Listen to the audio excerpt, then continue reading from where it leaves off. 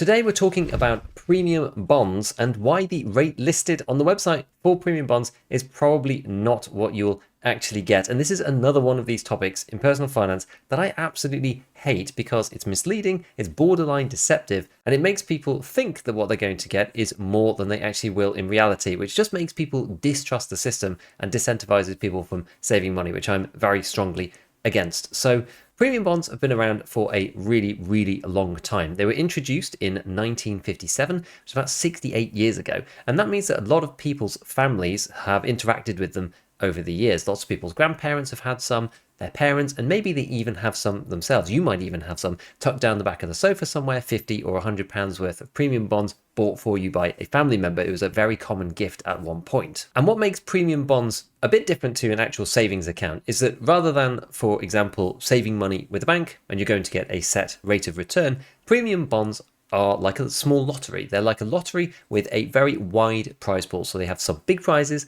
and they have some small prizes. If we go to the National Savings and Investment website, which is actually owned by the government, so premium bonds are distributed and administered by the government themselves rather than a private bank, we can see that we've got prizes all the way up to £1 million. There's only two of them, obviously, but it's £1 million all the way down to £25. So each premium bond is worth £1, and every premium bond goes into this lottery to win one of the prizes on the list. The National Savings and Investments website also shows you what the average rate of return is from premium bonds. And if you go on there at the moment, it says that the rate is 3.8%. Now, the maximum amount that you can have in premium bonds is £50,000. So just to make the maths easier, if two people invest the maximum amount into premium bonds, they will have 100,000 in there, and at 3.8%, you could quite easily imagine that they would be making £3,800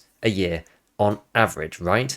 Wrong. They will probably not make this amount. So why is this wrong? Why is this 3.8% number not actually representative of what you might get if you invest in premium bonds? Well, we need to go back to the prize list to really understand this. Knowing that there are some prizes that are £1 million and that the average rate overall is 3.8, those people who are winning £1 million can only have a maximum of £50,000 worth of premium bonds. This means that when these people are making 1 million from it, or two people, I should say, that everybody else is going to be having to make a little bit less to account for the fact that some of the prizes are very big. This is very different to a savings account, right? Because in a savings account, if you had an account at 3.8%, everybody is making that 3.8 flat across the board. So there's no ups and downs there. Whereas within the premium bonds, a couple of people are making a million, and then a bunch of 100,000s, which is way more than they've got invested. And so that means that the prize pool for everybody else has to be smaller. We can think of this as a thought experiment of a game, some kind of lottery where there's 1 million people that enter and it's £1 to enter, and the prize pool is £1 million. So one person is going to win £1 million and everybody else is going to make zero. The average prize across everybody is still £1, but most people make nothing and one person makes $1 million. That is a very extreme version of how the premium bond system works.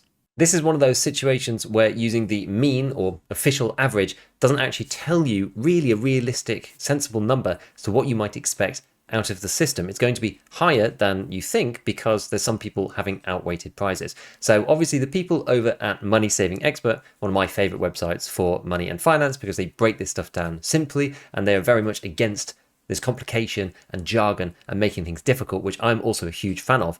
Those people over there have number crunched what you might actually expect to get for various different amounts in premium bonds. So if we take a look at that chart, if you have anywhere up to £1,000 saved, on average, you're actually going to make nothing because you're not going to win anything in any of the prize draws. It's only when you get to £10,000 saved in bonds that you have enough that on average, you might actually start to win some prizes. Now, obviously, even with 1,000, you might win something, but in a year, you're probably not going to win anything. So with 10,000, 25,000 and 50,000, which as I said was the maximum, you are going to probably win, with average luck, some prizes. But even at the maximum value of £50,000, you're probably only going to win £1,650. That is the median value as opposed to the mean. And the median being if you lined every single person up who's holding these bonds and you pick the person in the middle, they are going to be making 1,650 if they hold 50,000 based on the amount of prizes that get distributed. And unfortunately, this equates to 3.3%. This does go to show how different it actually can be. 3.3% is quite a far cry away from 3.8, especially when the cash ISA rate is still around 5%-ish. And if you want a 1-year fixed saving cash ISA, that's something around 4.3. And so if you were looking at this situation and thinking, well, there are some advantages to premium bonds, which I'll talk about in a second, 3.8 isn't that bad, but in reality, you're actually getting 3.3. That really is quite a big difference. It's definitely at least 1% under the market for fixed rate and potentially 1.5% or even a little bit more against free flow cash ISAs with no terming on it, which is quite a big difference. Now, there are some advantages to having premium bonds in the first place, some of which is the fact that they are tax-free. So if you're capped on your limit for cash ISAs for whatever reason, you've got enough spare cash flow to be able to invest in that, then this is another place that you can put your money if you're in a higher rate tax band or something and you need to save that away from the taxman. 3.3 might seem like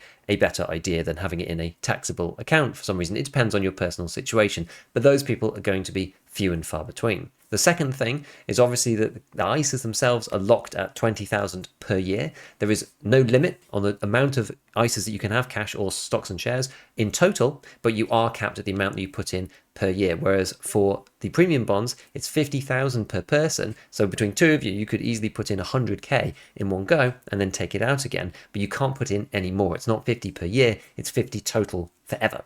So that's a slight difference between the way that the ISAs work versus the way that the premium bonds function. But with that, you don't have any of the confusingness and weirdness that you do with ISAs. ISAs, it depends on which type you've got, the old style, the non-flexible ones. If you put in 20K and then remove 20K, you can't put 20K back in again until the following tax year. Whereas with premium bonds, you can put money in and take it out as you wish, which makes it a bit more flexible for people who are just holding money temporarily. You also have a very small, slight increase in security because regular cash ISAs are protected by the FSCS scheme up to £85,000. However, NS&I is part of the actual government. It's basically part of the Treasury. So it's as guaranteed as you can get. And if they're not going to pay that back, then basically civilization has collapsed at this point and you shouldn't really be worrying about your premium bonds anymore. You should probably be stocking up on tins of beans. So unfortunately, premium bonds just aren't what they seem and are quite bad compared to savings in cash ISAs. As I said, they could be interesting if you do need extra tax-free sources of places to put the money,